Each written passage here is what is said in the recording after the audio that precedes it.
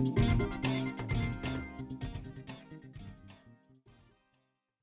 have in the studio with us today Mr. Mohammed Fawehinmi.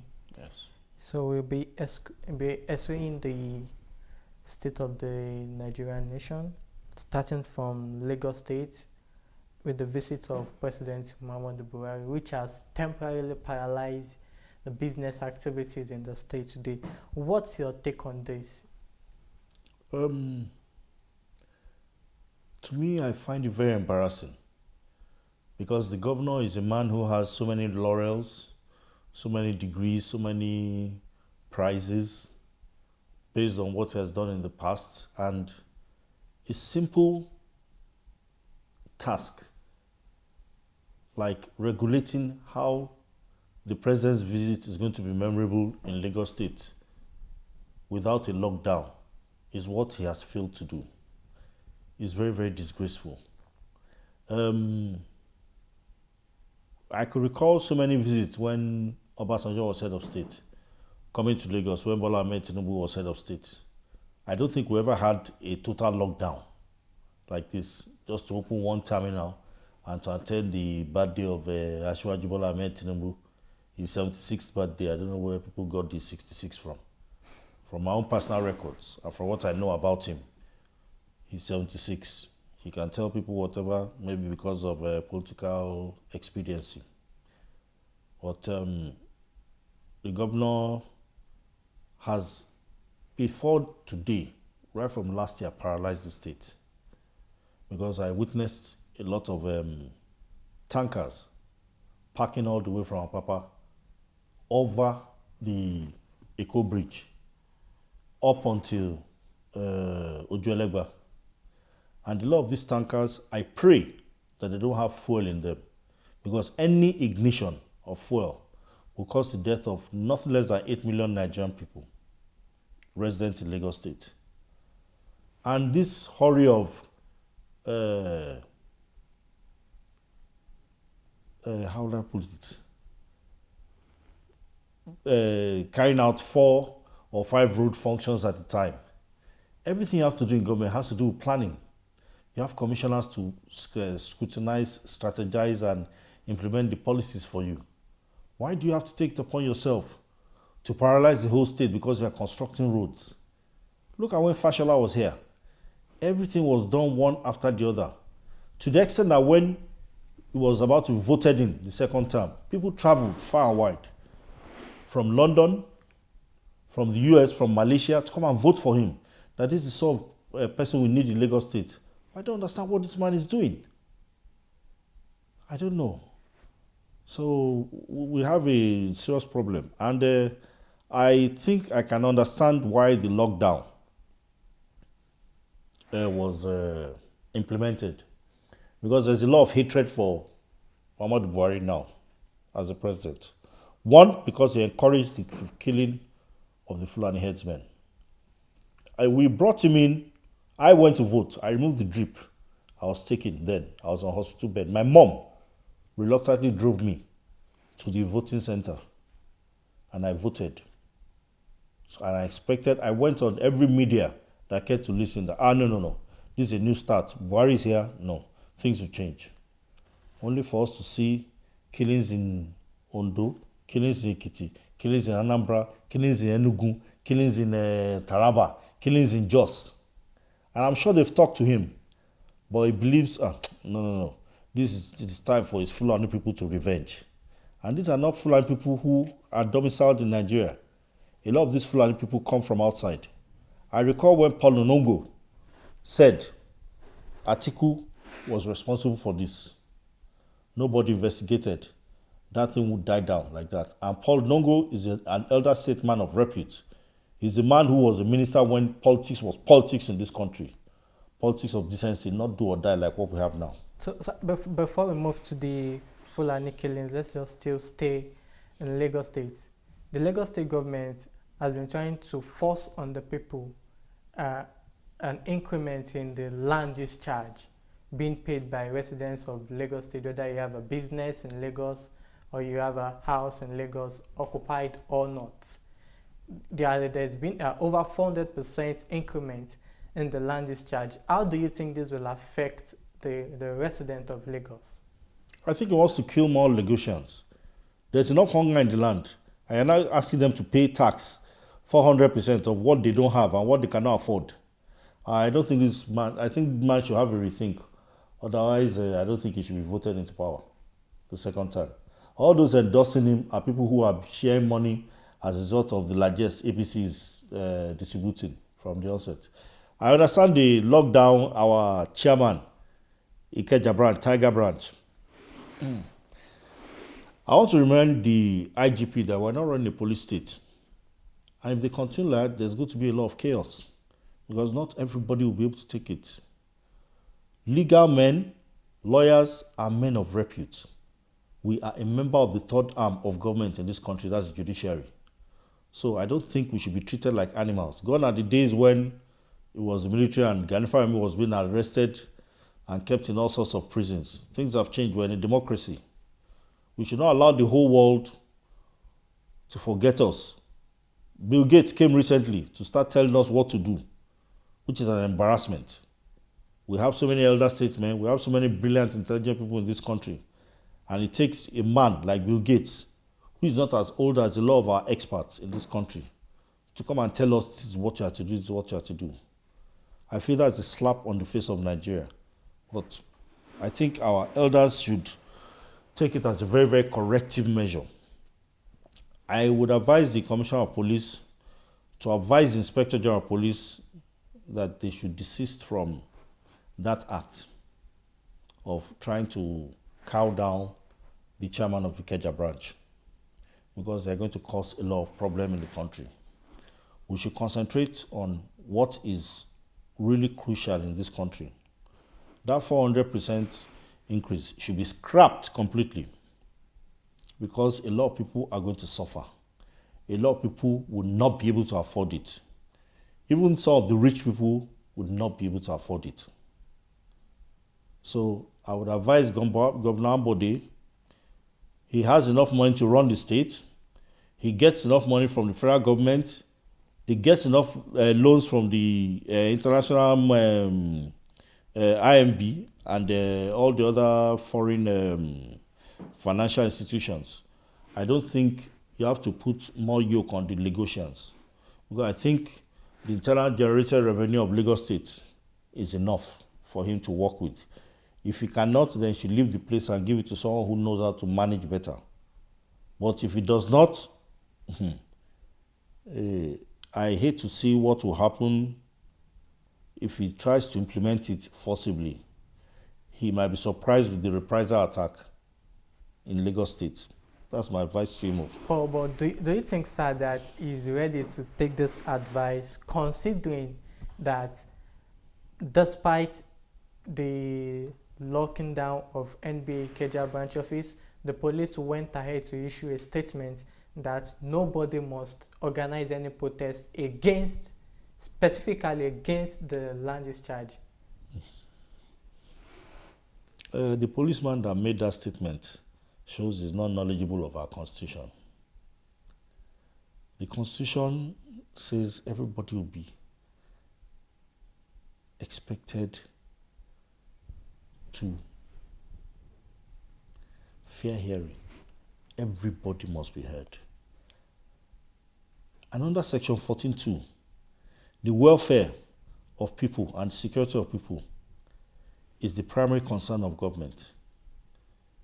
The police is an employee of the people, part of the implementative structure of government. So the police, Inspector General of Police, should be very careful the sort of statements he issues. We have a right to demonstrate. We have a right to rallies. All we need is just to notify the police. This is what we want to do. So I don't know where that is coming from. It is totally wrong in law. And I expect that the legal aspect or the legal consortium advising the police would advise them properly. That's my take on it. So, moving on to the killings, as you mentioned earlier, what do you think has been motivating this killing by several factions, several groups of insurgents, organizations like the Fulani herdsmen, the Boko Haram, and a different militia group. What do you think is the motivating factor? Is it because the president has decided not to take any action, or there's some political godfatherism like sponsoring these groups? I've heard so many insinuations that the president is in support of them. And for every president, you look at his body language. When they kill people in Benue, the president never went there until 3 months. I would say he fooled the whole nation by telling the Inspector General of Police to go there. That one went there and he spent up to 4 hours and moved on somewhere else. The president didn't bother to know whether he went there or slept there, even for 24 hours. It took Major General Atonkwaya retired to notify the president that the Inspector General of Police you sent here did not sleep up to 4 hours here. Up to now, that Inspector General of Police is still serving. That Inspector General of Police has not been reprimanded. And the president went there without any consolation to the people who were killed. So it shows that the president is partially in support because the headsmen are definitely Fulani. I don't think there's any evidence to show that they are not. A lot of those that have been arrested have been Fulani. They are not Yoruba, they are not Igbo, they are not the typical Hausa. And these people are allowed to come in through our borders because our borders are very porous. And the statement made by General Theophilus Danjuma is an echo of what all Nigerians who have suffered killings at the hands of these healthmen have faced. That's how all of us feel. Because Buhari is deliberately not taking steps to curb this. Our military can solve this problem. But if the military is not given the directive to act, they won't do anything. Look at the statement made by the Minister for Defense that the Benue State Governor and Benue State government have made laws to block the cattle routes which have been there for years. That means what the whole state thought is wrong, and that law should be scrapped so that there will still be cattle passages. That's an insult to a serving governor. And that has shown us what the Fulani oligarchy feels. It is now our turn, go and revenge. I remember when Buhari went to Lam Adesina while he was still governor to protest about the killings of the Fulanis. And Lam Adesina of blessed memory reminded him, you're a member of the Council of States. You should be acting as a father rather than supporting these people because they're your group. Your job is to make sure you settle this, which was one of the reasons why we voted Buhari in. The killings have been going on for a while. Obasanjo carried out some of the killings. Even Danjuma too carried some of the killings. But someone who we thought, this is a man with integrity, he has his head fixed on his shoulders, he won't take nonsense.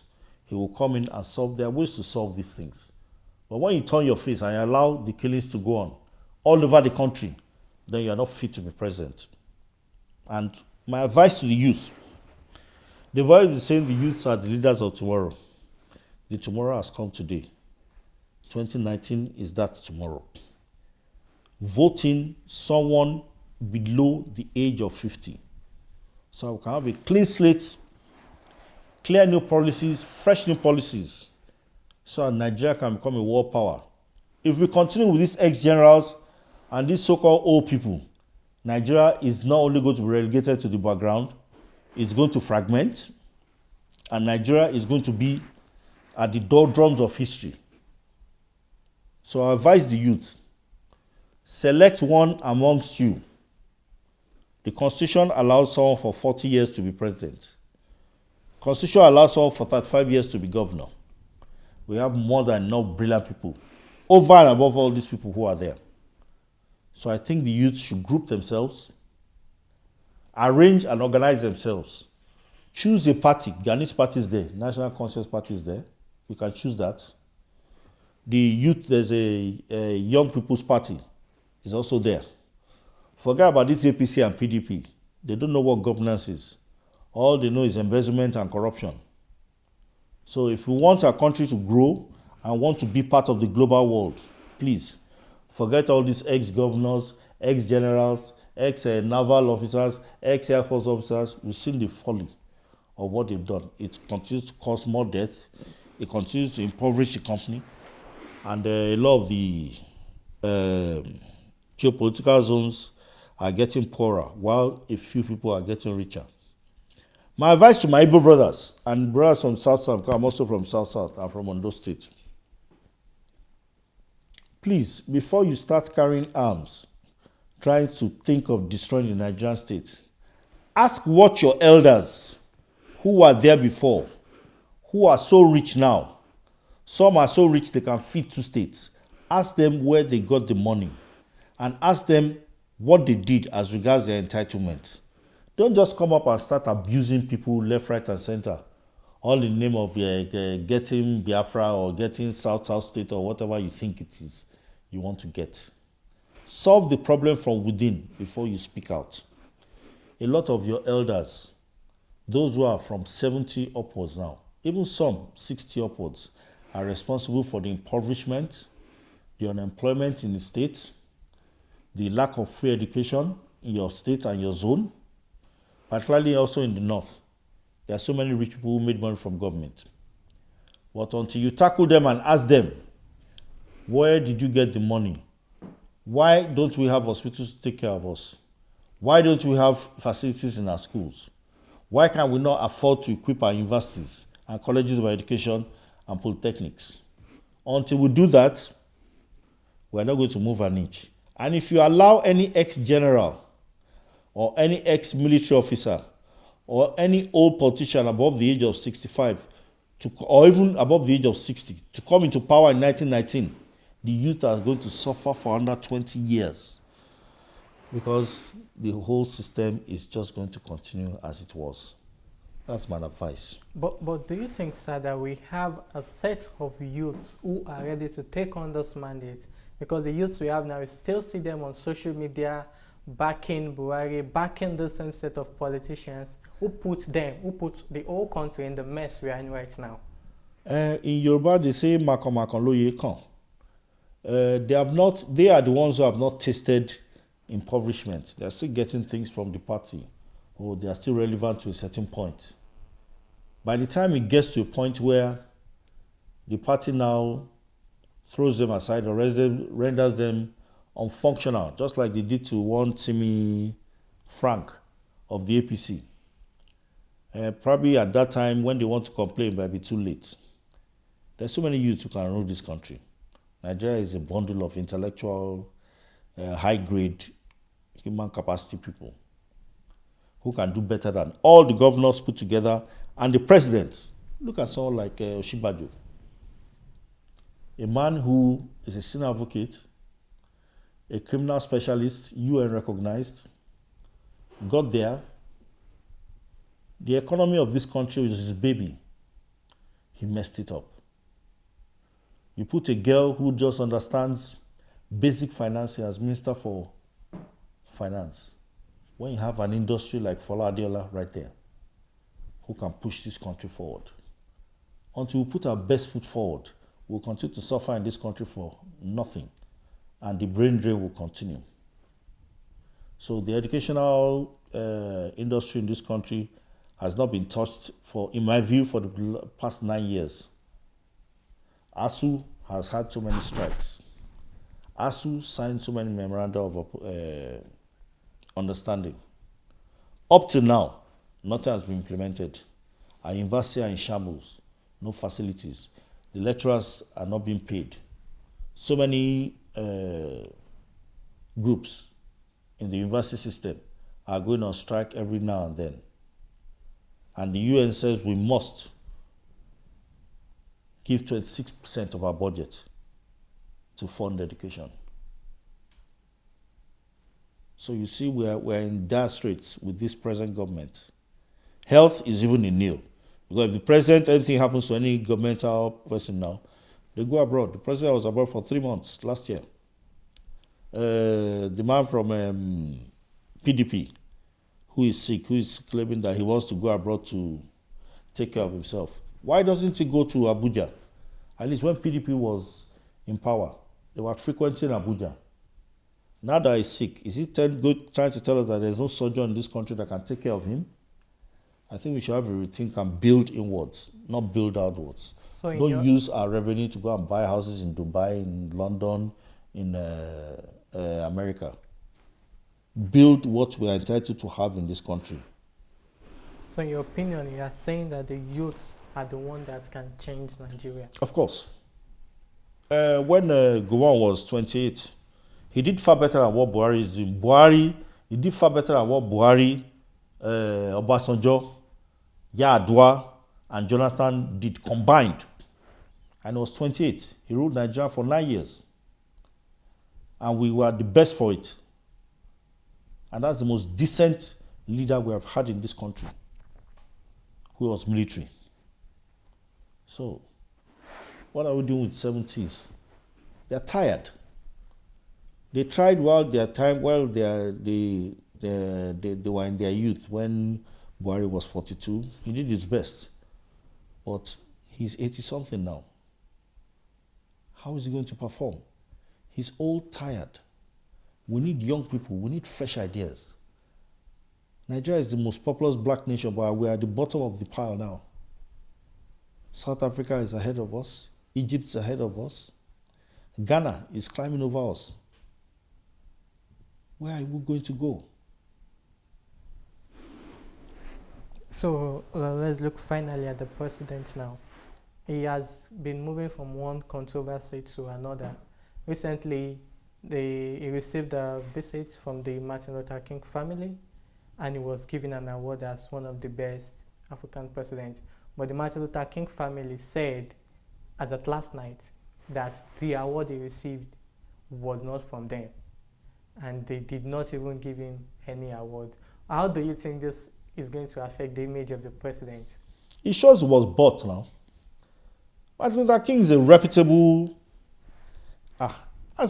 man who gave everything, just like my late father, Chief Gani Fawehinmi, who was detained in 49 detention centers in this country, all because he was battling this military. This was all the democracy he had in mind. It shows that it was bought. Just like the Dapchi issue.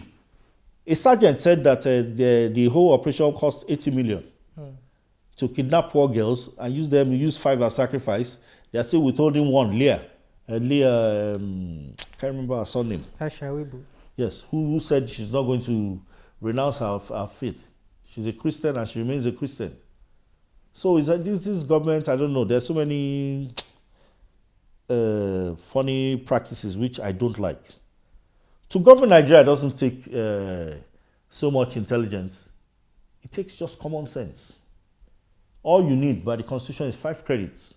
Any position, from president all the way down to councillor. So it shows that this government, they are not using their common sense.